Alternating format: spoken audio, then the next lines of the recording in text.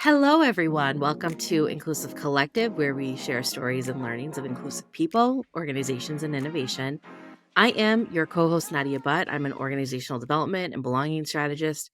And I'm normally joined by my co host, Rob Hadley, a people and culture strategist specializing in DEI and people analytics.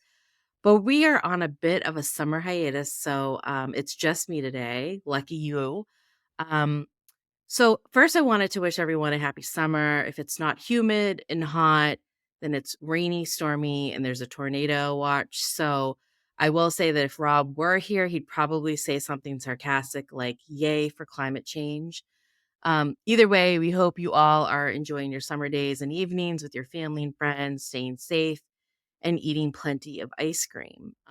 Also, I wanted to share a new podcast recently released called Fanboy Friday with Shah Jahan Khan, a weekly podcast of bite-sized interviews, bringing in a conversation with an amazing American Muslim creative. It's really cool. So while you're lounging on the beach or at the pool, download Fanboy Friday with Shah Jahan Khan and check it out. So, on today's special episode, we'll feature conversations on inclusion from the world of living with disabilities. So, disability inclusion. Today's show will feature some best of highlights from our conversations with disability consultant Mary Fernandez, with Jonathan Kaufman of J. Kaufman Consulting, with Mariyam Cementwala of the Blind Hijabi, and with Keith Kirkland and Kevin Yu, the co founders of Wearworks. For those of you that have been with us from the beginning in season one, we were really fortunate to interview our good friend Molly Levitt from Remarkable, a disability tech accelerator. She graciously opened up Rob and I to a new world of founders and consultants and startups who are focused on mitigating bias and creating products for people living with disabilities. It was through her that we were introduced to inclusion and disability consultant Mary Fernandez, who is a lead disability inclusion consultant at Cisco. Mary came on Inclusive Collective and talked about so many great things, including accessibility, barriers of people living with disabilities. Um, she talked about accessibility, her own personal lived experiences, and how everyone at some point in life will be living with a disability. Let's listen to a clip of that conversation here. When you talk to the disabled community in general, I think that the one thing we agree on is that it's the attitudes around disability that really impact our quality of life, our experiences in the world. Because when we think about disability, first of all, people feel great discomfort. They don't know what language to use, they don't know what to say. And even when you think about children asking about disability, so oftentimes when I walk down the street with my white cane, kids are like, Mommy, what's that for? It happened the other day. It was me and my friends when we were walking down, and she goes, It's to tell them where they are. And my friend stops, like, Well, no, it doesn't talk. It doesn't tell us where we are. It's a tool to help us navigate to figure out what's in front of us and what's around us through tactile and sound, right? That's just one example of kids' curiosity, and then we either shush them or give them bad information. Instead of just saying, I don't know, what are you gonna ask them? And then that curiosity becomes shameful later on. And what's really interesting about disability is that it's the one common shared experience that we will have from a perspective of being a minority at some point. At some point, you will have a disability, whether that's temporary or permanent, which is why I use the term non-disabled, because it's not ability that we're going to share in common. It's disability, whether you sprain an ankle, which I did the other day, or break an elbow, or whatever the case may be. At some point, we will all be disabled, and so it's the attitudes around fear, around shame, and then ableism, right? Which is this notion that one kind of mind, one kind of body is superior than others, and the norm that Mhm. we establish is non-disabled. And then because everybody with a mind and a body can experience ableism, it's another common experience, but we don't often recognize it. And so the fact that we don't know how to unpack ableism, and that oftentimes the people talking about disability, if at all, at DEI are non-disabled, presents a myriad of challenges because then you start getting, if there is a strategy, if there is a conversation at all, which is its own problem, we don't have enough representation.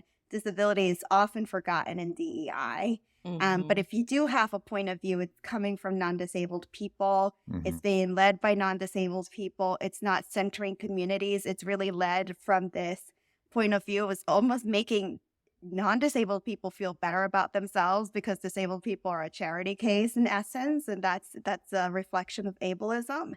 Then you start getting harmful initiatives that aren't actually centering disabled folks.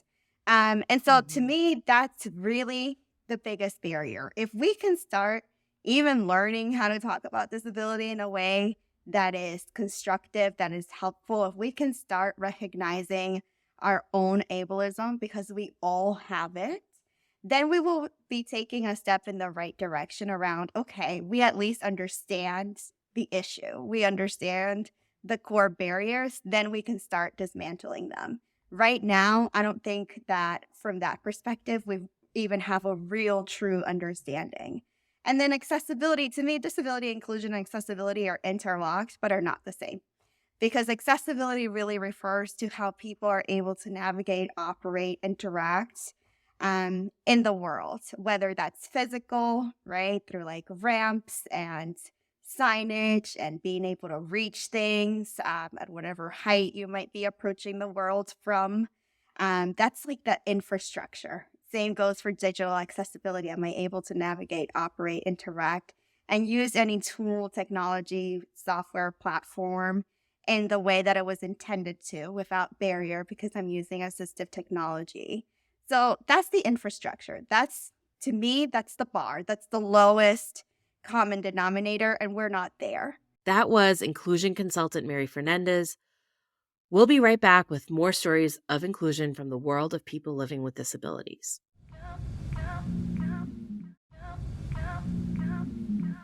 Welcome back. Next, we feature Jonathan Kaufman, a thought leader and consultant in DEI. He's a Forbes contributor who often discusses the intersection of disability, business innovation, and culture, some of my favorite things. I loved our conversation with Jonathan. He has a wealth of knowledge and experience working with organizations on their strategy and focus on embedding DE&I to become a disability confident culture. Here we hear Jonathan's reaction to Lego's recent product line of characters with disabilities and why this representation matters. Let's take a listen.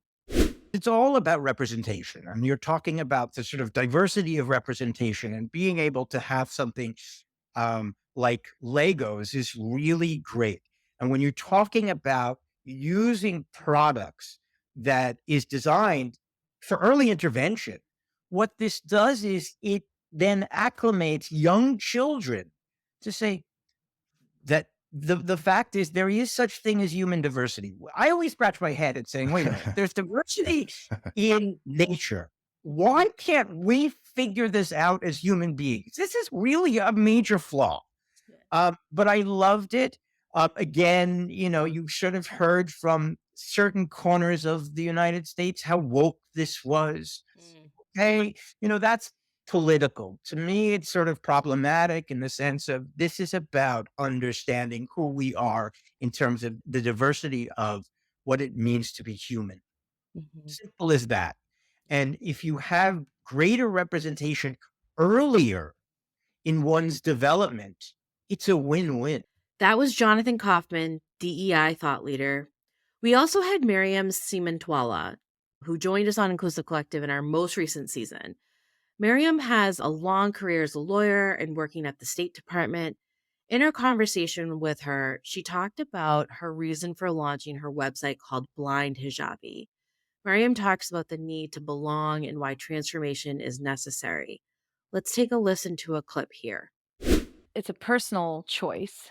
It Hmm. is something that my family and I wrestled with because, as I said, I'm already memorable enough. Do I really want to be more public facing. I mean, in a sense, you're right. In the State Department or in my day job, I'm behind the scenes as a lawyer, at a big firm. I was as an associate, certainly more behind the scenes. Even, on the Hill as staff, as a fellow, I was behind the scenes. The forward facing person is the senator, right? Or the member. And so why be more forward facing? And my answer to that question is representation matters. Representation matters a lot. My sister said something to me that I uh, won't forget, and that really moved me. She said, there are moms somewhere in some corner of the world, in South Asia, in the Middle East, in Africa, in the Western Hemisphere. There are kids, and whether they have disabilities, or whether they're moms of kids with disabilities, or whether they're just moms of little girls, you know, or moms of kids who are quote unquote different, they're going to look at you and they're going to derive a sense of hope. And I thought that Mhm. was a little daunting, a little profound, a little scary. And I said, "Oh, I want to be that," because, my husband put it best when he said, we often get the statement, "Oh, you're an inspiration," or "Your story is so inspirational." And my husband said, "I don't show up to be inspirational. I just show up." And that's it. I think for me, the project, I called the Blind Hijabi a bit of a project because it is. It's the project of storytelling. And what I'm hoping to do is not just tell my story, but in the future, tell the story of others, tell the story of respect for human difference and human dignity. Because actually, when you strip away the blind and you strip away the hijabi, you're just left with the. And the could be about anything. Anyone. Rob, it could be about you. Yeah. I said it could be about Even me, you. right? It could be about anybody, right? Like, and you could be non-disabled, which is a temporary condition, because I Sure. think the only permanent condition, especially as we age, is disability, right? 25% of Americans are individuals with Yeah. disabilities. But the sad thing is, over 66% of working age Americans with disabilities don't have a job. Don't have a job. Wow. Right. And if we're there, I shudder to think where the rest of the world is. And I know from experience and from my travel and from stories that we've got a long way to go. So how do we change that narrative? How do we flip that narrative? The Blind Hijabi is about changing and flipping not just that narrative, but the narrative of power and privilege, by saying, look, we're all memorable. We've all got a voice. We've all got to use it. We've got to deploy it. And we've got to use it effectively in the moment. And I don't always use it effectively in the moment. So one of the conversations I'm having with myself and with others on the Blind Hijabi is, what are the mistakes I've made? And how do I learn to fail up? How do I learn from my failures? Because the other thing that tends to happen with people who have multiple identities and who are memorable because of those identities, unfortunately, is that every mistake they make is magnified in a microscope. Right. Right? And that's scary. And I said recently, imposter syndrome is real. It never goes away. And I truly believe that. I truly believe that no matter where I'll go and what I'll do and what next I will do and what I will become, because evolution is constant and transformation is necessary. All right, folks, we'll be right back with our final highlight for the Best of Disability Inclusion episode.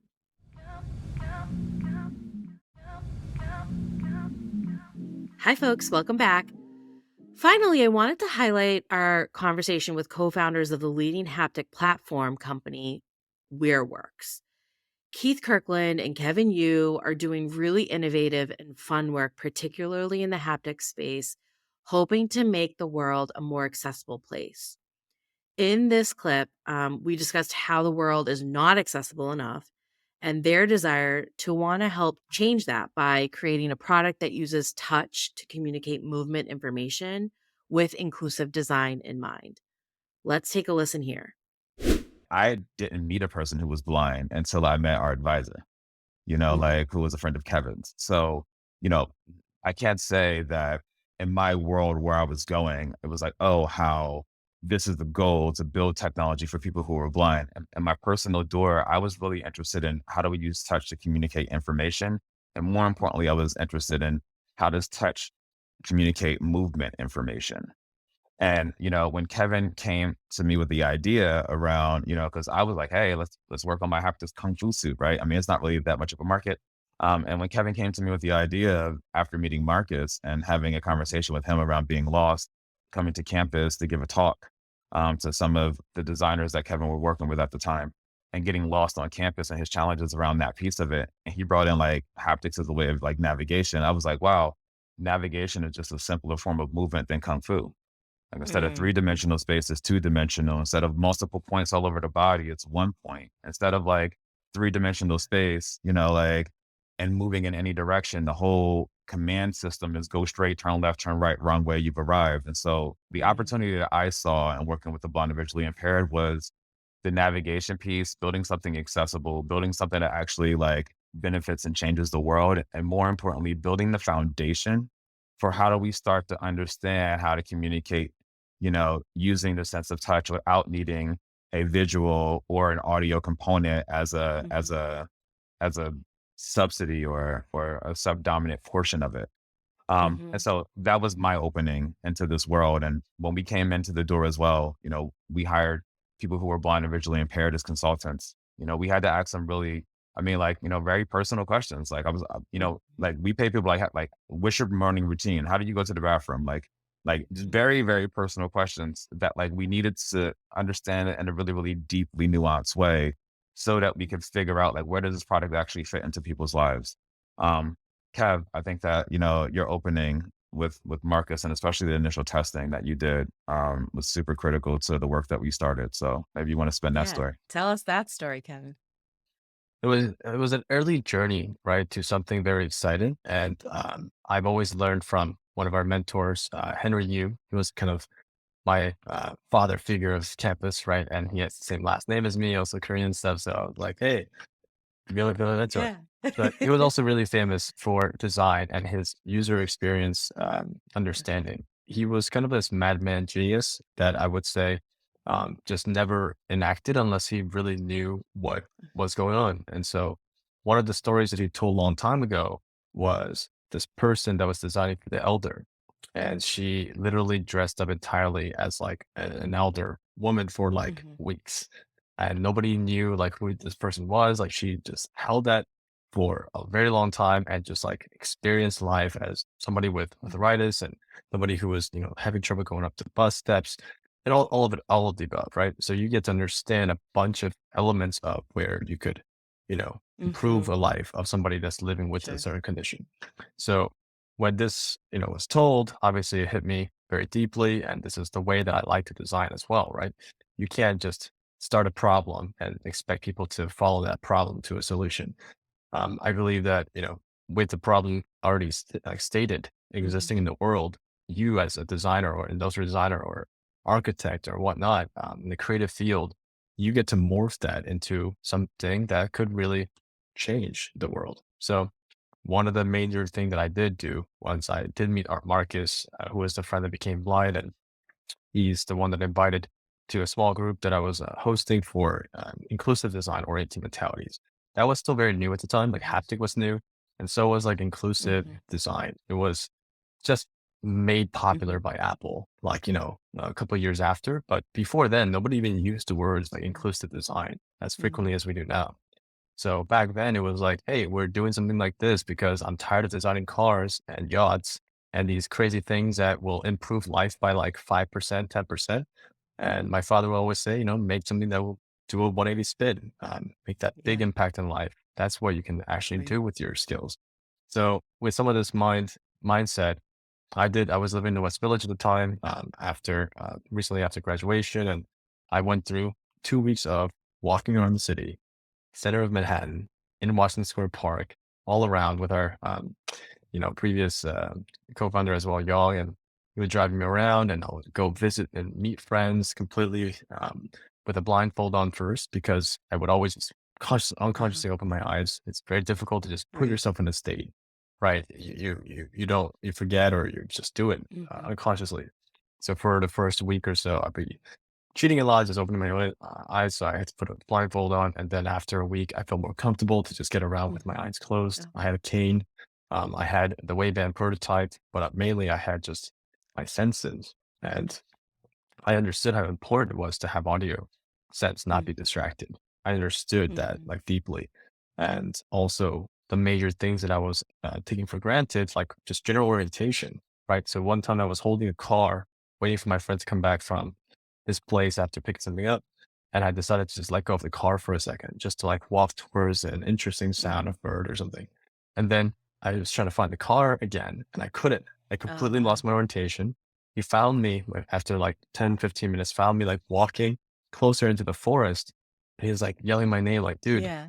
what are you doing? So pretty much just simple things like that. Just understanding your general orientation by having a point of interest or whatever, it becomes very, very difficult and challenging without sight. So just getting the problem super in depth and learning it from a personal level, and then growing that with the community to identify that I Mhm. understand. And I'm not just coming into this because we're designers and we want to Mhm. improve your lives, but we're coming in through the experience. Thanks again to our guests highlighted today for joining us, Mary Fernandez, Jonathan Kaufman, Mariyam Cementwala, and Keith Kirkland and Kevin Yu of Wearworks. And thanks, of course, to my co-host Rob Hadley, who is MIA right now. Inclusive Collective is a production of Rifelion Media. We would love to hear from you, so send us your feedback at inclusivecollective@rifelion.com. You can also find us on LinkedIn, Instagram, Facebook, TikTok, and YouTube. If you like what you heard, please be sure to subscribe and rate us wherever you get your podcasts. If you want to get in touch with us for consulting, you can check me out at nasconsultants.com and Rob at takanoconsulting.com. Thanks again, folks. See you next week. Be well.